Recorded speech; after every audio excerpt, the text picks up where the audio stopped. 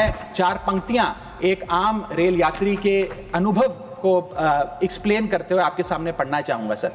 अजब गजब चल रहा है रेल का खेल, हमेशा गाड़ी लेट तो कहीं ब्रेक फेल, महंगी टिकट के बाद भी सीट मिलने की आस नहीं, सुरक्षित पहुंच जाएं इस बात पर विश्वास नहीं, भिड़ रहे हैं ट्रेनें, मर रहे हैं लोग, रेल मंत्री लगा रहे हैं अमृतकाल का भोग, बुकिंग से लेकर टिकट कैंसिलेशन तक दर्जनों टैक्स का जाल, भेड़ बकरियों की तरह ठूसे जा रहे हैं लोग, कैसे मनाएं अमृतकाल। बेरोजगारों के देश में हो रही है बुलेट ट्रेन की बात, सरकार कैसे समझेगी आम आदमी के मन के जज्बात। रेल मंत्री को रेल नहीं रील पसंद है, टिकट के नाम पर मनमाना बिल पसंद है, खाना मांगने पर मिलता है कॉकरोच, छिपकली और मच्छर। इतना बदहाल हो चुका है हमारी लाइफलाइन का स्ट्रक्चर, आखिर कैसे सुधरेगी व्यवस्था, कैसे बदलेंगे हालात, सरकार समझने को तैयार नहीं आम आदमी के जज्बात। सर बजट सैशन ਤੇ ਚਰਚਾ ਦੇ ਦੌਰਾਨ ਆਮ ਆਦਮੀ ਪਾਰਟੀ ਦੇ ਸੰਸਦ ਰਾਘਵ ਚੱਡਾ ਦਾ ਭਾਸ਼ਣ ਦੇਖਣ ਅਤੇ ਸੁਣਨ ਵਾਲਾ ਸੀ। ਉਹਨਾਂ ਨੇ ਆਪਣੇ ਪੂਰੇ ਭਾਸ਼ਣ ਵਿੱਚ ਇੱਕ ਆਮ ਆਦਮੀ ਯਾਨੀ ਇੱਕ ਮਿਡਲ ਕਲਾਸ ਤਬਕੇ ਦੀ ਪਿੱਠ ਤੇ ਕਿੰਨਾ ਬੋਝ ਆਣ ਪਿਆ, ਟੈਕਸਸ ਦਾ, ਮਹਿੰਗਾਈ ਦਾ ਅਤੇ ਹੋਰ ਸੁਵਿਧਾਵਾਂ ਨਾ ਮਿਲਣ ਦਾ ਇਸ ਦੀ ਬੜੀ ਬਖੂਬੀ ਚਰਚਾ ਕੀਤੀ ਹੈ। ਮਿਡਲ ਕਲਾਸ ਦਾ ਦੁੱਖ ਦੱਸਦੇ ਹੋਏ ਰਾਘਵ ਚੱਡਾ ਨੇ ਕਿਹਾ ਕਿ ਸਰਕਾਰ ਨੇ ਮਿਡਲ ਕਲਾਸ ਨੂੰ ਸੋਨੇ ਦੇ ਅੰਡੇ ਦੇਣ ਵਾਲੀ ਮੁਰਗੀ ਸਮਝ ਲਿਆ, ਜਿਹੜੀ ਸਰਕਾਰ ਨੂੰ ਟੈਕਸ ਦਿੰਦੀ ਹੈ, ਪੈਸਾ ਵੀ ਦਿੰਦੀ ਹੈ, ਪਰ ਫਿਰ ਵੀ ਸਰਕਾਰ ਵੱਲੋਂ ਜਿਹੜੀਆਂ ਸਹੂਲਤਾਂ ਮੁਹੱਈਆ ਕਰਵਾਈ ਜਾਣੀਆਂ ਚਾਹੀਦੀਆਂ ਨੇ ਉਹ ਸਹੂਲਤਾਂ ਉਹਨਾਂ ਲੋਕਾਂ ਤੱਕ ਨਹੀਂ ਪਹੁੰਚ ਰਹੀਆਂ। ਸਰਕਾਰ ਨੇ ਜ਼ਰੂਰ ਟ੍ਰੇਨਾਂ ਵੰਦੇ ਭਾਰਤ ਅਤੇ ਬੁਲੇਟ ਟ੍ਰੇਨਾਂ ਦੀ ਗੱਲ ਜ਼ਰੂਰ ਕੀਤੀ ਹੈ, ਬਟ ਆਮ ਆਦਮੀ ਅਤੇ ਮਿਡਲ ਕਲਾਸ ਦੀ ਜੇਬ ਤੋਂ ਇਹ ਟ੍ਰੇਨਾਂ ਬਹੁਤ ਦੂਰ ਨੇ। ਲੋਕਾਂ ਨੂੰ ਹਲੇ ਵੀ ਖੱਜਲ ਖੁਆਰ ਹੋਣਾ ਪੈਂਦਾ ਹੈ ਅਤੇ ਨਾਲ ਦੇ ਨਾਲ ਇਹ ਵੀ ਕਿਹਾ ਹੈ ਕਿ ਜਿਹੜੇ ਪ੍ਰਵਾਸੀ ਭਾਰਤੀ ਪ੍ਰਵਾਸੀ ਦੂਜੇ ਮੁਲਕਾਂ ਵਿੱਚ ਕੰਮ ਕਰਦੇ ਨੇ ਉਹਨਾਂ ਬਾਰੇ ਸਰਕਾਰ ਕਿਉਂ ਚੁੱਪ ਬੈਠੀ ਹੈ। ਅਮਰੀਕਾ ਤੋਂ ਡਿਪੋਰਟ ਹੋਏ ਬੰਦਿਆਂ ਬਾਰੇ ਕਿਉਂ ਗੱਲ ਨਹੀਂ ਕੀਤੀ ਜਾ ਰਹੀ ਅਤੇ ਕਿਉਂ ਪ੍ਰਧਾਨ ਮੰਤਰੀ ਮੋਦੀ ਡੋਨਾਲਡ ਟਰੰਪ ਨਾਲ ਇਸ ਮੁੱਦੇ ਤੇ ਗੰਭੀਰਤਾ ਦੇ ਨਾਲ ਚਰਚਾ ਨਹੀਂ ਕਰਦੇ।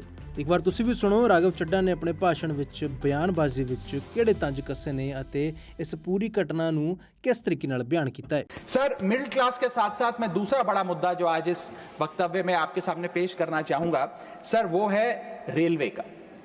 सर रेलवे का एक अतिरिक्त बजट आया करता था जिसकी प्रथा बंद हो गई। आप इस भारतीय रेल की महत्व इसी चीज से समझ सकते हैं कि उसके लिए एक अतिरिक्त बजट सदन में पेश किया जाता था, क्योंकि अब रेल बजट पेश नहीं होता तो उस पर व्यापक चर्चा भी नहीं होती। लेकिन इस वक्तव्य के माध्यम से मैं रेल बजट से संबंधी कुछ चीजें आपके सामने अवश्य रखना चाहूंगा। इस यूनियन बजट 2025-26 में माननीय वित्त मंत्री जी ने 2,55,000 करोड़ की फाइनेंशियल एलोकेशन रेलवेज की कैपेक्स के लिए मांगी है।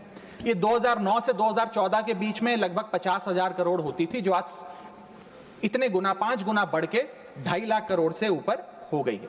तो इस पे व्यापक चर्चा अवश्य होनी चाहिए। सर भारतीय रेल जो भारत की लाइफलाइन कहलाई जाती थी, आज उसकी स्थिति ऐसी है कि अगर मजबूरी ना हो तो शायद कोई यात्री रेल की ओर देखना भी ना चाहे। रेल जनता का रेल जरूर बना रही है और इसका कारण यह है कि भारतीय रेल को अपनी पीआर, सोशल मीडिया कैंपेन्स और रील्स ज्यादा पसंद है, ना कि रेल की सुविधाओं को कैसे बेहतर करना है वो पसंद है। सर भारतीय रेल एक समय इस देश के 140 करोड़ आबादी का गौरव और उम्मीद हुआ करती थी, गरीबों का सहारा हुआ करती थी।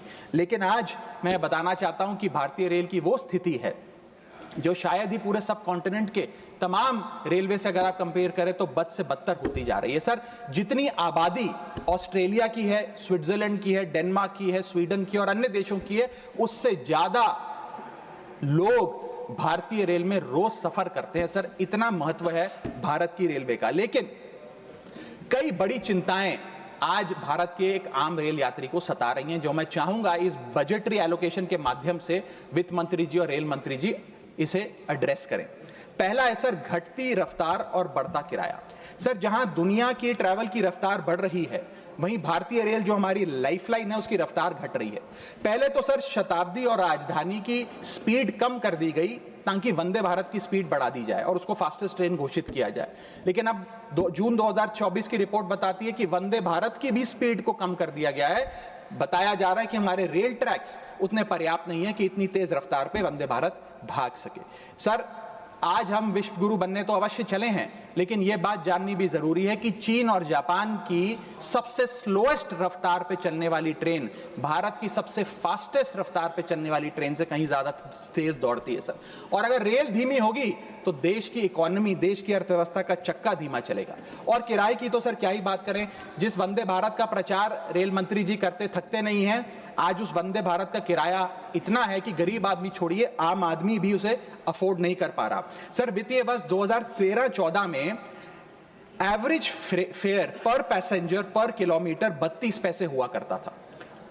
2021-22 वित्तीय वर्ष में ये 107% बढ़ के 66 पैसा हो गया है सर। इतने रेल के किराए में इजाफा देखा गया है। हवाई चप्पल वालों को हवाई यात्रा कराने का वादा था सर, लेकिन हवाई चप्पल पहनने वालों को इतना निचोड़ दिया कि शायद अब वो रेल यात्रा के भी लायक नहीं रहे। सर दूसरी समस्या है, बुरी हालात है थर्ड एसी और सेकंड एसी के। थर्ड एसी, सेकंड एसी को सर एक समय पर जनरल बोगी, एक समय पर लग्जरी माना जाता था, लेकिन आज वो जनरल बोगी से भी बुरी स्थिति में है।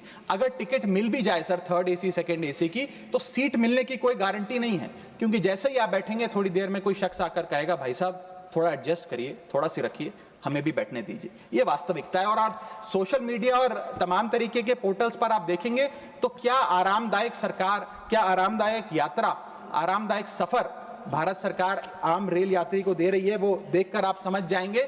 जैसे कहते हैं ना सर, हिंदी का सफर अंग्रेजी का सफर बन गया है भारतीय रेल के एक यात्री के लिए।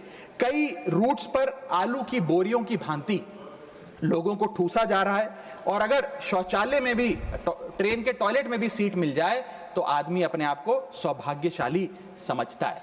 सर जहां भेड़ बकरियों की तरह भोले भाले लोगों को ट्रेन में ठूसा जा रहा है, पूरी टिकट लेकर सुविधा के नाम पे सिर्फ धक्का दिया जा रहा है, और सर हमारे देश के भोले भाले आम आदमी इसको अपनी किस्मत समझकर स्वीकार कर लेते हैं। सर मैं तीसरी बड़ी रेल समस्या जो कि है मिसमैनेजमेंट, अव्यवस्था, उस पर आपका ध्यान आकर्षित करना चाहूंगा। सर पहले तो रेल की टिकट मिलती नहीं, अगर मिल भी जाए, आपने अगर 2, 2.5, 3 महीने पहले टिकट बुक कराई हो, टिकट कंफर्म हो जाए तो सीट मिलने की कोई गारंटी नहीं।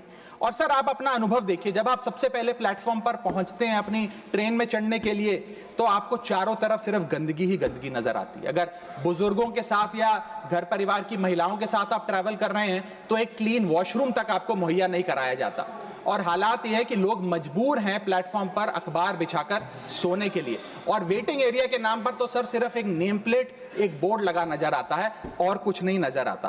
तो सर ट्रेन पे चढ़ने से लेकर ट्रेन पे उतरने तक की एक बड़ी लंबी फहरिस्त है अव्यवस्था की।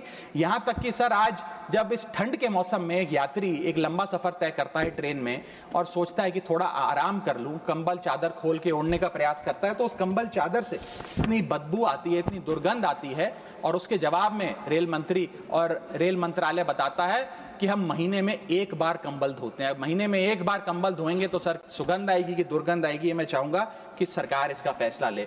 हाइजीन रिलेटेड कंप्लेंट्स में पिछले 2 वित्तीय वर्षों में 500% का इजाफा हुआ है। ये दिखाता है कि हाइजीन स्टैंडर्ड्स को कितना कॉम्प्रोमाइज करती जा रही है हमारे देश की रेल। और सर अगर प्लेटफॉर्म पे भूख लग जाए तो आपको पानी वाली चाय, गंदे तेल में तले समोसे और छोले भटूरे अवश्य मिल जाएंगे। और इसी के साथ साथ अगर आपने IRCTC का खाना बुक किया हो और रेल विभाग आपको खाना दे, तो जब वेज थाली आप मंगाएंगे तो उसमें आपको कॉम्प्लीमेंट्री मच्छर, कॉकरोच और कीड़े मकोड़े भी नसीब हो सकते हैं।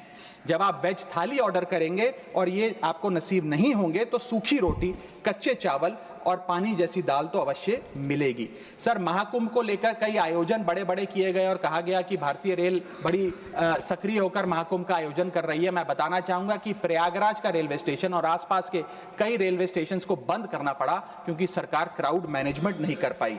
और कहां पर ये स्पेशल ट्रेन चल रही है महाकुंभ के लिए, मैं पूछना चाहूंगा कोई व्यक्ति है जिसके पास एक स्पेशल ट्रेन की कंफर्म टिकट है सर? और सर मैं चौथी बड़ी चीज जिस पर आपका ध्यान आकर्षित करना चाहूंगा वो है आम आदमी से लूट।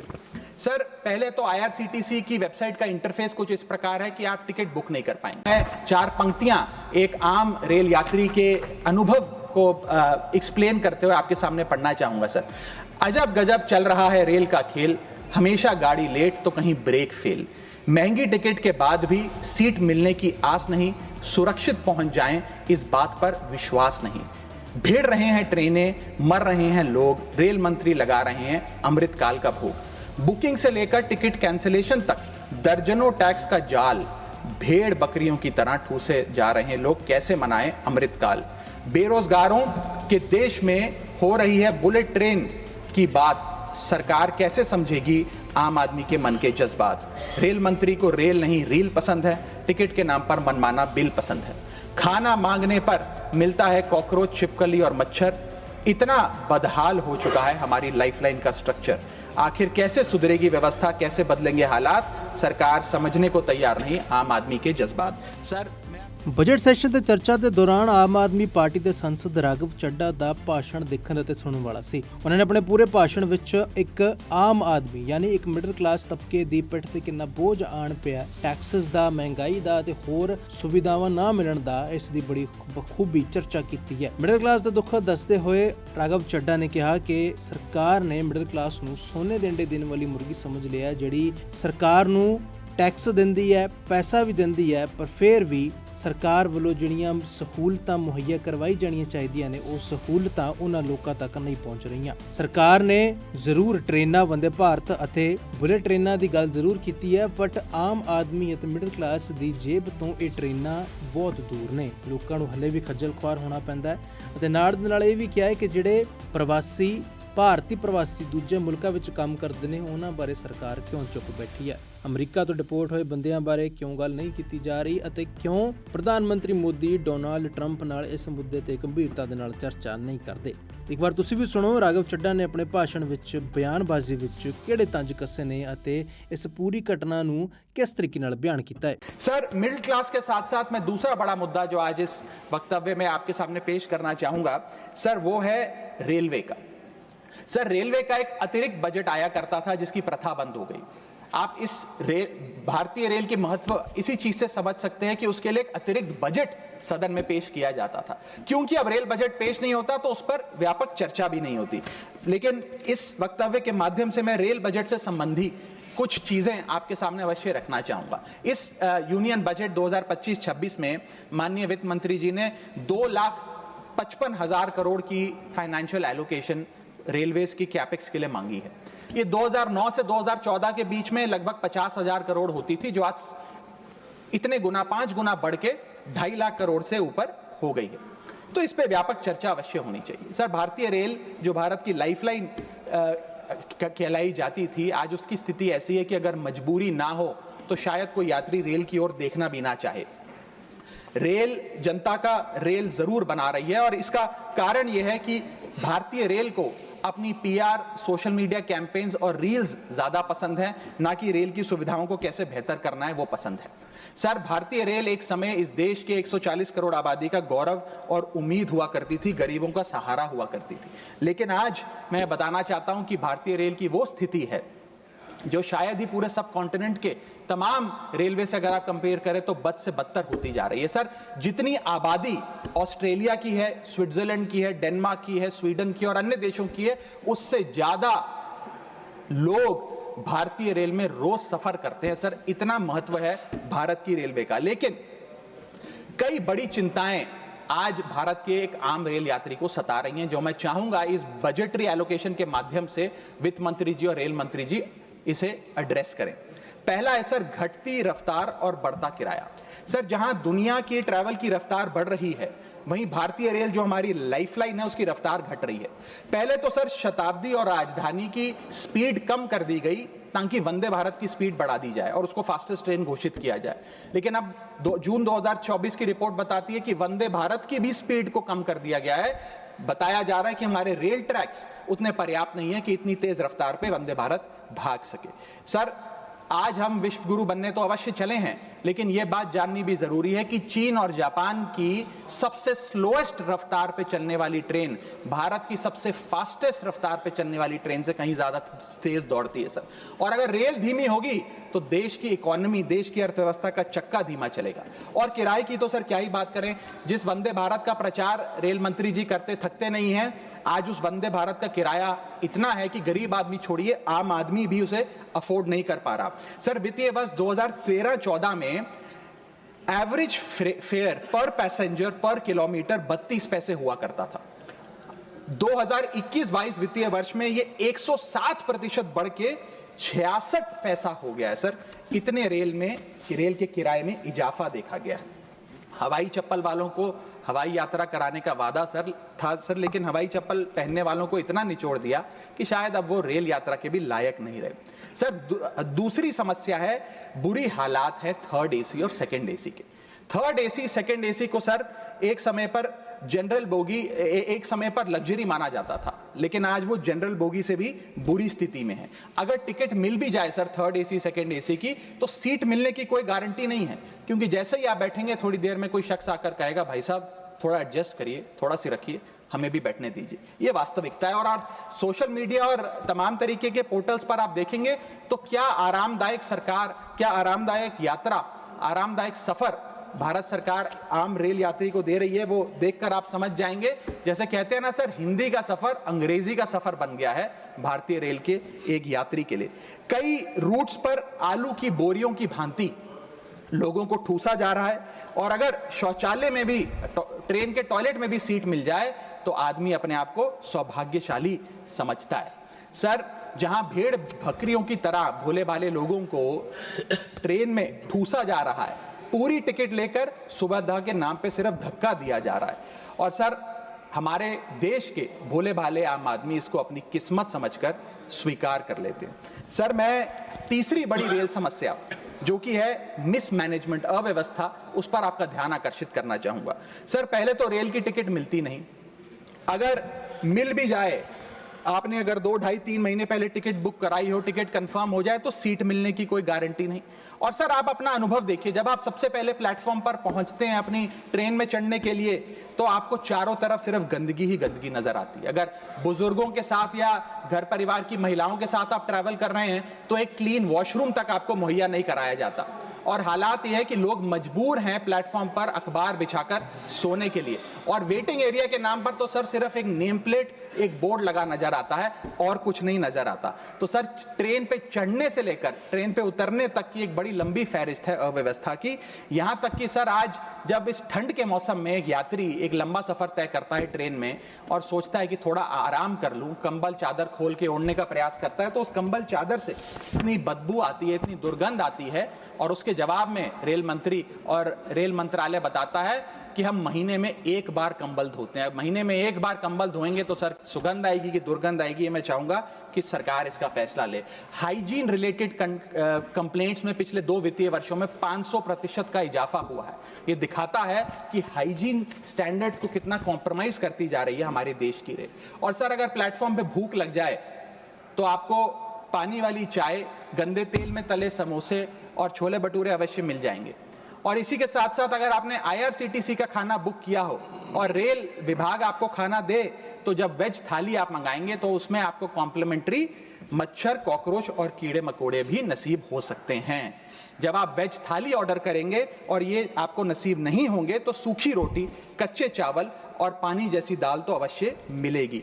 सर महाकुंभ को लेकर कई आयोजन बड़े बड़े किए गए और कहा गया कि भारतीय रेल बड़ी सक्रिय होकर महाकुंभ का आयोजन कर रही है। मैं बताना चाहूंगा कि प्रयागराज का रेलवे स्टेशन और आसपास के कई रेलवे स्टेशन को बंद करना पड़ा क्योंकि सरकार क्राउड मैनेजमेंट नहीं कर पाई।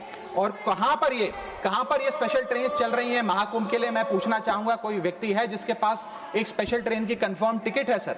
और सर मैं चौथी बड़ी चीज जिस पर आपका ध्यान आकर्षित करना चाहूंगा वो है आम आदमी से लूट। सर पहले तो IRCTC की वेबसाइट का इंटरफेस कुछ इस प्रकार है कि आप टिकट बुक नहीं कर पाएंगे।